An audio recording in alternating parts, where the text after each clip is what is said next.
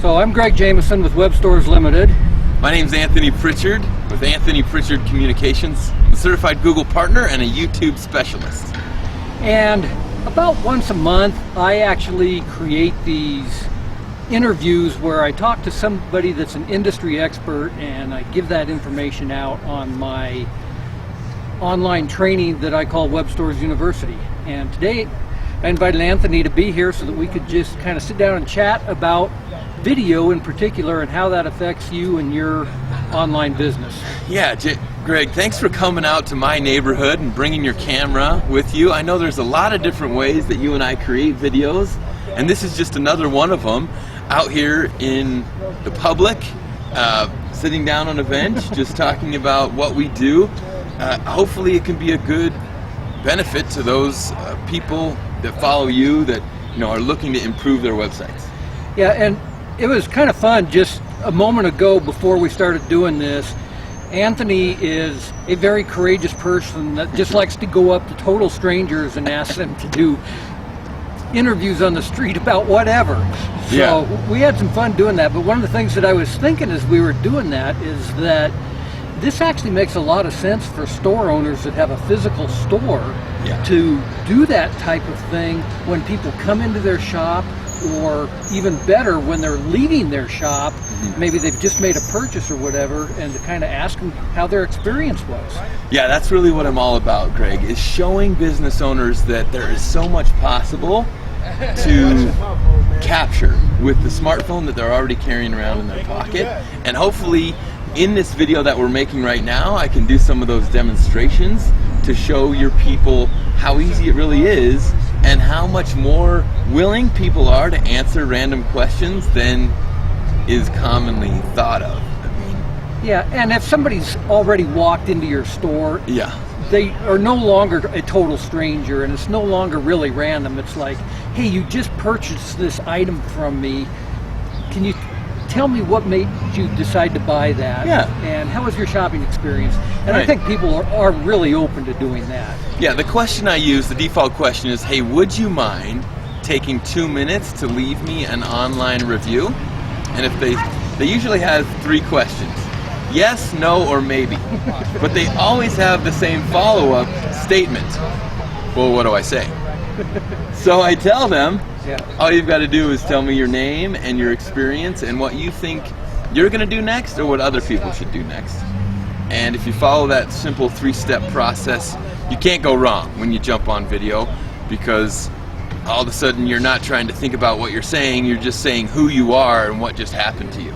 Yeah, and I think that what is really important about that, though, is that so many people actually listen to the opinion of total strangers about whether or not they should be doing business with you. It's incredible. You might be the expert on, let's say that you're selling kitchen gadgets. You might be the expert on kitchen gadgets.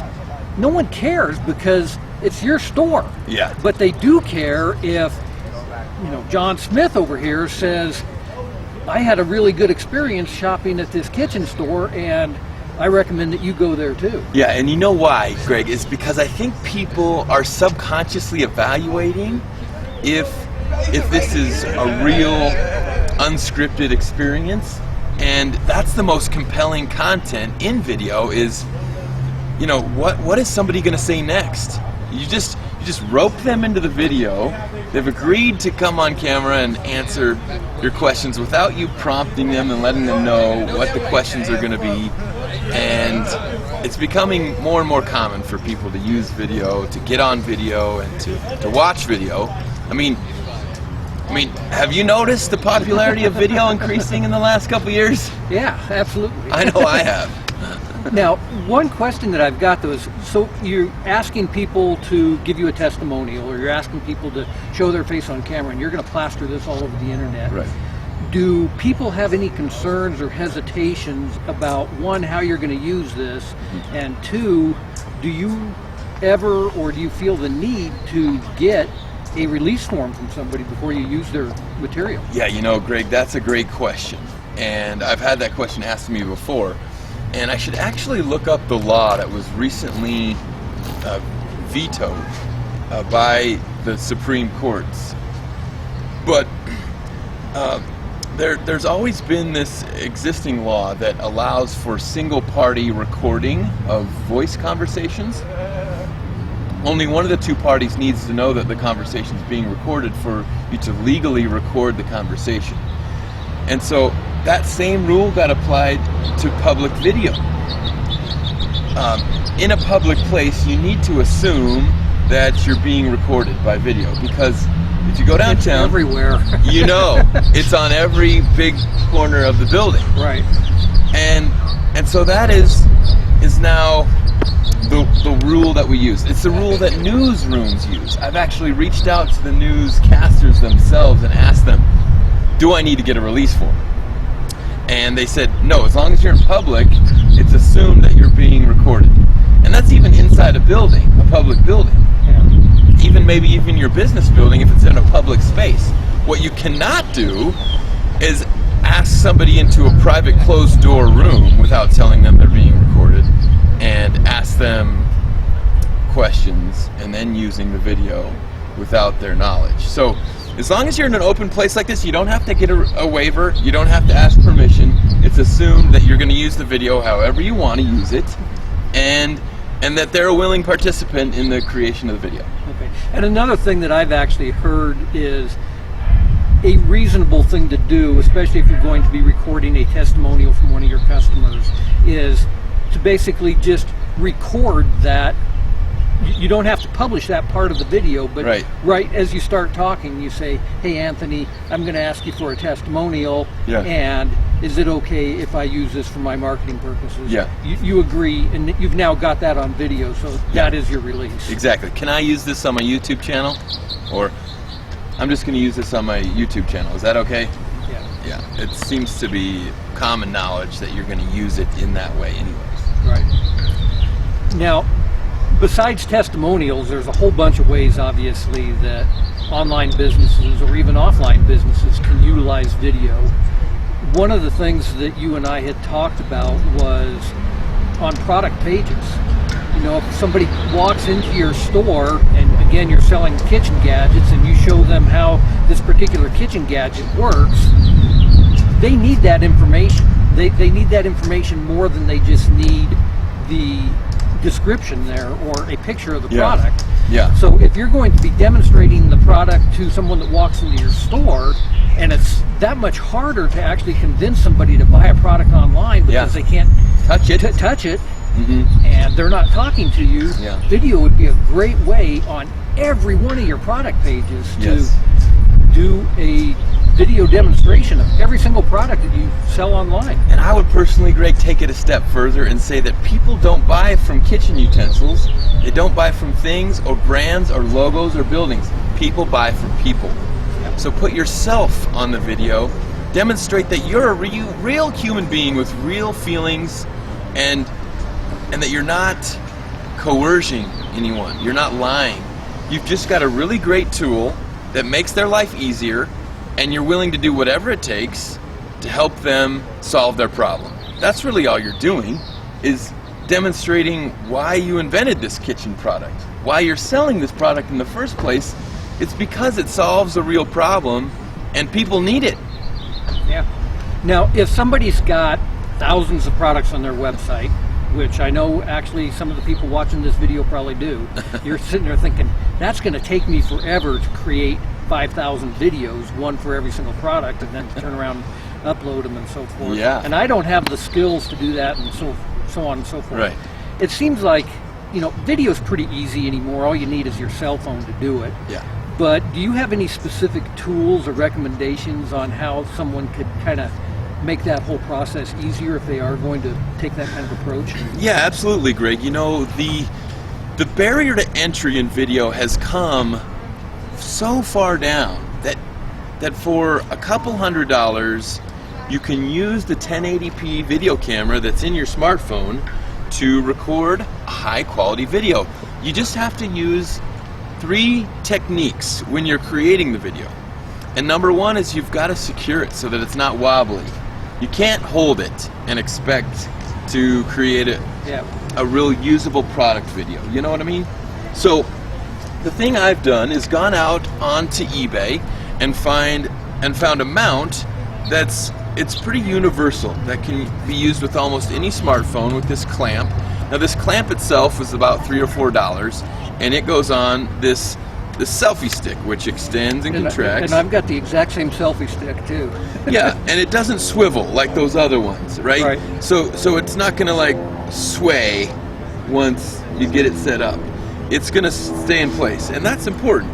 You need to be able to clamp it down, and this one has a clamp at the bottom, and I can pretty much stick it almost anywhere. Now this, yeah, like this bench actually looks a little bit one of the more difficult things I've tried to attach it to, because it's a little bit thicker than the clamp. But I think I can jam the nose in here. Check this out. Oh, okay. And the clamp that he's got holding the cell phone, I actually have a different one that I use for, some of you have seen my videos where I do the biking with Greg, and these spring-loaded clamps don't work very well on a bicycle as you're running up and down the road. So I've got one that actually screws in rather than being a spring-loaded clamp. Yeah, so I'm trying to pinch this one in, and it's not working really well. Oh wait, here we go. So I could do like that, yeah. Now, it's secure, it's not going anywhere. You can set it up eye level to the iris, and as long as I've got good lighting and it's still, the good audio is next, and you can buy some things like this, or there's a lavalier that'll plug right into the 1/8-inch jack in your phone. And what if you made 10 at a time? Gave them to an assistant and said, edit these into a 30-second video, 20-second video, and you had a 20-second video for each product. How much increase in conversion do you think that business would recognize if they had video compared to no video? Yeah, I think it would be huge, because if you look at all of the people that are selling things really well, even those people, they aren't using video to their full extent. Now, a lot of you know that I wrote the book Amazon 30 Little Secrets, and I tell you to do the things that Amazon's doing. And Amazon now has, a bazillion people selling products on Amazon, but the products that Amazon sells themselves frequently have a video attached to them demonstrating the product. Those products obviously convert really well because of the fact that someone can see exactly how to use that product. Yeah, and they're using it at a high level with animations, but just the video itself, conveying your business proposition, maybe your origin story. How did you get to, be representing these products right now? I'm sure you have a unique story about, building this business, and, you're building a relationship with me as somebody who's your customer. I might want to know that. Yeah. I might want to build that common ground with you. So put it on your About Us page too. Right. Exactly. One of the guys we were talking to randomly on the street here a little while ago was talking about how he would go to YouTube to actually look up how to do something. And I actually had that situation a few months ago. My washing machine broke. Yeah. And I knew it was going to be expensive to repair this thing. I didn't want to call the Maytag guy in to do this. Yeah. So I went on YouTube as well to kind of look at, how can I repair this thing? And there was this one company out there that did a phenomenal job. They took you step by step, one, to diagnose the problem, two, once the problem was diagnosed, exactly which part you needed and how to replace that part. And at the end of the thing, they were like, by the way, if you need this part, you can buy it right here. And they had a link from their YouTube video to the page on their website where you could buy that product. Yeah. Phenomenal use of video, and something that any small business could really be doing. Yeah, it's really the largest video repository in the world. I don't know if a lot of people know this, but you can hold as unlimited amount of video footage on your YouTube channel, and then you can go back and you can download those videos once you've stored them there, if they're your videos, and it's Universal University is what it's being called. Yeah. It's the second largest search engine in the world, the third most popular website, and It's because people can get what they want right away. The internet has conditioned us to expect to get this information as fast as possible and in short increments. We're really not looking for long video segments like the one we're creating here, unless we really have a relationship built with someone that's publishing a long video like this one. And so people who are watching this, ask yourself this question. Would you have watched this if you had no idea who we were before you turned it on? Probably not. Yeah. It takes a little bit more of a trust circle to watch a longer than 2-minute video. And that's why, creating the product videos from 30 seconds to 2 minutes, that's really all you need to do. So doing 1,000 products, yeah, that's going to take a little bit of effort on your part, but the payoff is going to be huge because you aren't doing hour-long videos to people. You're doing 30-second to 2-minute videos just to demonstrate the product and its usefulness. Yeah, and even if you're not the one that makes the video, somebody on your team has to be taking the initiative to make a video. You can task somebody else who's got a little charisma and personality on your team to make a video, and they can represent those products just as well as you can if they are taking that motivation, that initiative to just get the product in front of people with video. Yeah. So far we've talked about testimonial videos, we've talked about product videos, we talked a little bit here about YouTube and how it's this vast repository and you can store all this stuff up there and they don't charge you for it. It's absolutely incredible. Yeah. You can have hundreds and hundreds of hours of video and YouTube doesn't charge you to do that. The thing that's really cool too is all your videos don't have to be public. You can set them to be either unlisted, which means anyone can see it, but no one can find it, or private, which means that it's only for yourself and or the person that you have specifically selected to see that video. Right. I'll make videos for my clients knowing that they're going to upload them onto their channel in a public way. I upload them in a private way so that I can take segments of them and maybe create an additional video with just a segment of the one that I've created as a demonstration for what I can do, as a collage of my portfolio. Yeah, I would dare to say that video is the best free advertising avenue that you can use for your business. Yeah. Now, the other thing that you can do with these private videos, and you and I talked a little bit about this before, that I've started doing is creating videos, one-on-one videos for someone that I would like to have become a client. Oh, yeah. And that's a great so technique. I send them an email with the video in it. Now you can't actually stream a video inside of an email, but you can do a screen capture, put the screen capture in there, and let somebody click on it, and from there play the video directly off of YouTube. Yeah. And it's amazing, somebody is like, wow, he sent me a personal video, I'm going to pay attention to what this guy has to say. Yeah, Greg did that to me to get me to sit down right here next to him. Obviously it works. I think it's working a lot because we have a little amount of time to sacrifice to listen to what other people have to say. But if they send us a video and they say, hey, John Smith, I wanted to make this video because we met each other last weekend at the conference and I really felt good about the business that you were doing, and I wanted to see if there was an opportunity for us to, form something together that was mutually beneficial. Would you be interested? And when you say it in a powerful way like that with video, you can bet that you're going to make a whole lot bigger statement doing that than just sending them off a text email. Yeah. Now, one of the things we haven't talked about, everything we've talked about so far has kind of been YouTube related. What do you think about other sites that also do video, and whether it be a direct competitor to YouTube like a Vimeo, or sites that are kind of getting into things, doing streaming video like Facebook? Yeah, there's Wistia, there's Vimeo. I think they each have their competitive advantage in the marketplace, obviously, or they wouldn't be having success. And I like to find quite a few of these resources on my smartphone.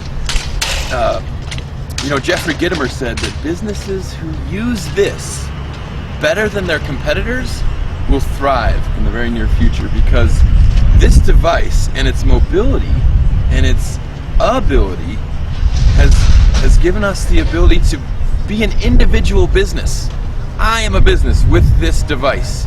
You are a business with this device. Yep. We can hire people to be business representatives of our company if they walk around with this device. And all we have to task them with is one job. And it's scalable. How scalable is this? Yeah. Everyone has one already, and all they need is our app in order to be a representative of us, and we may have only needed to meet them a half an hour ago for them to generate revenue for us. It's that capable, and I'm certainly thinking about ways to use this and use video on this for my business and to teach others how to use it for their business. Yeah, there's one other aspect of video that seems to be becoming more and more popular, and that is live streaming. People have actually been live streaming for a number of years, but that seems to be more and more popular, especially with places like Facebook coming out with live streaming for everybody. And I was thinking that it would be awesome for people that have brick and mortar stores to live stream things when they have an event. Talk about gathering a crowd. You're now gathering a virtual crowd as well as the people that are gathering for the event in your store, whether that be a sale or you've got a celebrity there or whatever it is that you're doing to get people into your store. Yeah. Live stream that. Talk to people on the internet about it, and you may very well find that, hey, ABC shop over here's got, some celebrity. They're signing autographs or whatever. I'm going to go over there, or they're giving away free hot dogs or whatever it is they're doing. Yeah, Greg, I have built my business knowing that the two most powerful tools for businesses in the world are the video on internet, because the internet can reach all people everywhere instantly, and video is the most sought after content on the web. Now, I did some interviews with some people out here to find out if they were interested in video as a user, and I saw that some people were a little reluctant, and that's okay.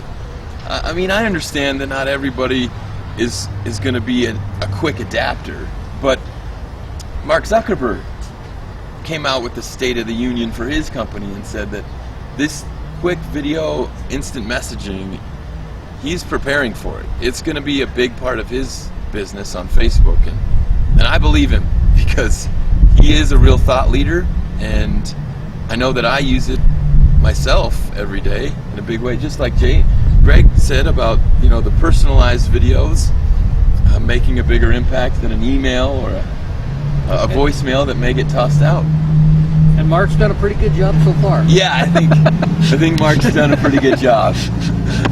So, as we kind of wrap things up here, do you have any kind of final thoughts for people on video and maybe things that they should be implementing or how they can do things?